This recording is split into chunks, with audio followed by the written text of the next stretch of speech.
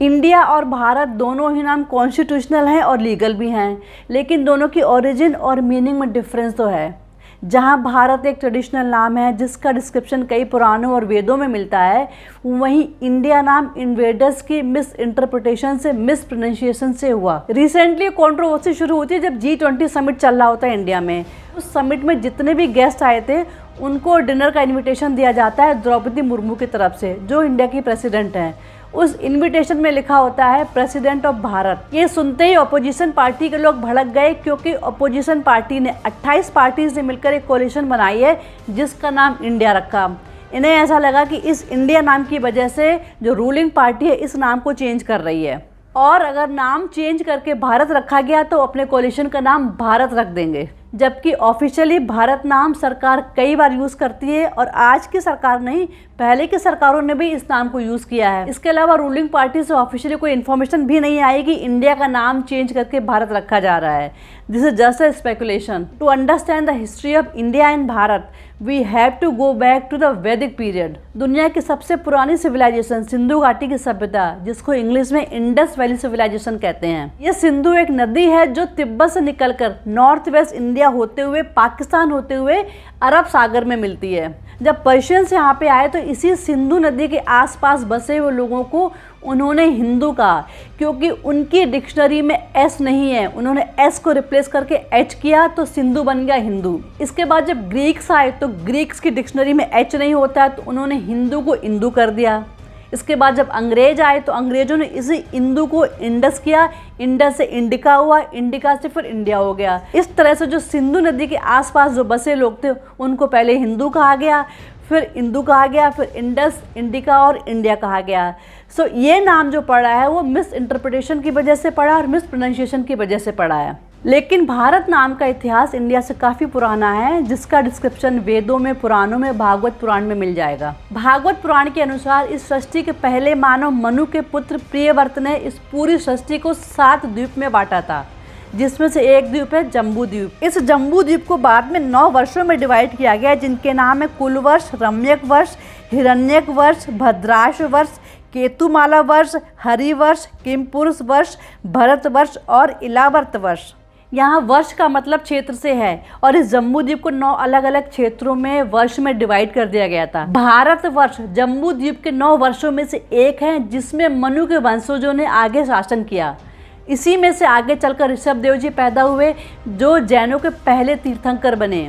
उन्हीं के पुत्र भरत हुए, लेकिन ज्योग्राफिकल लोकेशन की वजह से इस क्षेत्र का नाम, इस वर्ष का नाम भारतवर्ष पड़ा। इसीलिए जो संकल्प वाली पूजा होती है, बड़े अनुष्ठान होते हैं, उसमें जब संकल्प लिया जाता है तो कहा जाता है जम्बू द्वीपे भारतवर्षे, उसके बाद अपना नाम और गोत्र, जिसका मतलब है आप कहाँ के रहने वाले हैं। तो भारतवर्ष एक पौराणिक नाम है और जिसका मेन रीजन है ज्योग्राफिकल लोकेशन। दूसरा, महाभारत की कहानी के अनुसार शकुंतला और दुष्यंत के पुत्र भरत के नाम पर भारत नाम पड़ा, जो पांडवों और कौरवों के पूर्वज थे और चक्रवर्ती सम्राट थे। उन्हीं के नाम पर देश का नाम भारत रखा गया। इसके अलावा जितने भी रिलीजियस स्क्रिप्चर्स हैं उन सब में भारत नाम ही है। पार्टीशन के समय क्योंकि पाकिस्तान धर्म के आधार पर ही बना था, तो जिन्ना ने अपने देश का नाम रखा पाकिस्तान, और जिन्ना को ऐसा लगता था कि इंडिया का नाम हिंदुस्तान हो जाएगा, क्योंकि धर्म के नाम पे ही देश बटे थे। लेकिन ऐसा हुआ नहीं।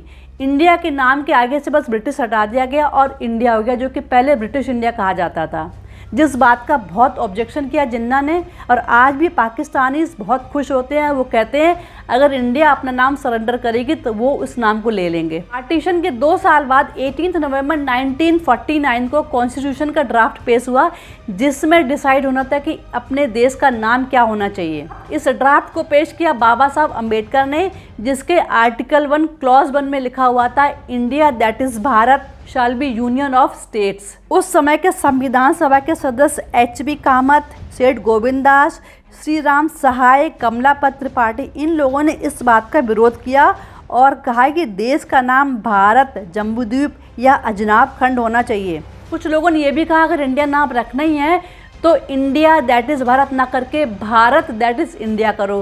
लेकिन फाइनली बिल पेश होता है और नाम रखा जाता है इंडिया दैट इज़ भारत। इस तरह से भारत के संविधान में जो लिखा हुआ नाम है इंडिया दैट इज़ भारत। तो दोनों ही नाम कॉन्स्टिट्यूशनल हैं और लीगल भी हैं। इसके बाद कुछ नेताओं ने 2004, 2012, 2014 में दोनों ही सदनों में, लोकसभा और विधानसभा में कुछ ऐसे प्रस्ताव पारित किए जिसमें मुलायम सिंह का भी नाम आता है, जिनका ऐसा कहना था कि इंडिया नाम को चेंज करके भारत रख देना चाहिए। सदन ही नहीं, 2016 में सुप्रीम कोर्ट में भी एक पिटीशन आती है यह कहकर कि इंडिया नाम चेंज करके भारत कर देना चाहिए।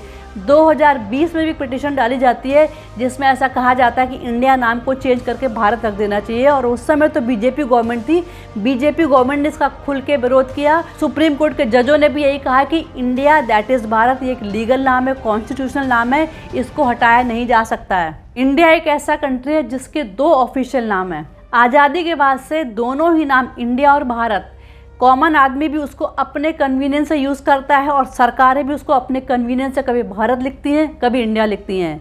जैसे reserve bank of India, IOCL, ISRO, Indian navy, Indian institute of technology, Indian institute of management, कितने सारे नाम हैं जिसमें इंडिया लगा हुआ है। बहुत सारी सरकारी स्कीम्स हैं जैसे कि digital India, make in India, Khelo India, startup India, skill India. बहुत सारे बड़े और डेवलप्ड कंट्रीज उनके जो नाम है वो उनके खुद के नहीं है, जिन्होंने उन पर रूल किया उनके दिए हुए हैं, जैसे कि ब्रिटेन हो गया, अमेरिका हो गया, फ्रांस हो गया, जर्मनी हो गया, लेकिन उन्होंने अपने नाम को चेंज नहीं किया। लेकिन बहुत सारी कंट्रीज़ ऐसी भी हैं जिन्होंने अपने नाम को चेंज भी किया है, जैसे बर्मा म्यांमार हो गया, श्रीलंका पहले शिलोन था वो श्रीलंका हो गया, पर्शिया ईरान हो गया, तुर्की हो गया, सियाम थाईलैंड हो गया, और बहुत सारे ऐसे देश हैं जिन्होंने अपने नाम को चेंज किया। लेकिन इंडिया जैसे बड़े कंट्री का नाम चेंज करना एक बहुत ही डिफ़िकल्ट और कॉम्प्लेक्स प्रोसेस है जिसमें बहुत सारी पॉलिटिकल और लीगल इश्यूज हो सकते हैं।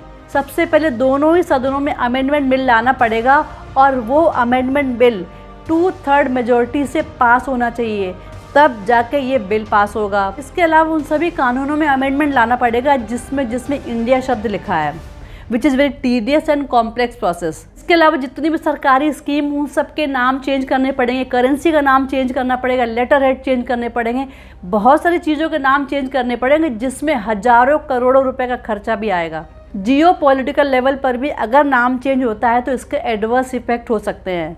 दिस इज़ द रीज़न कि जितने बड़े कंट्रीज़, डेवलप्ड कंट्रीज़ हैं जैसे अमेरिका, ब्रिटेन, फ्रांस, जर्मनी, इन्होंने अपने नाम को चेंज नहीं किया। So changing name is not wise decision. बहुत सारे लोग ऐसा भी कहते हैं कि भारत एक प्राइड फीलिंग देता है, भारत अपना कल्चरल और ट्रेडिशनल नाम है।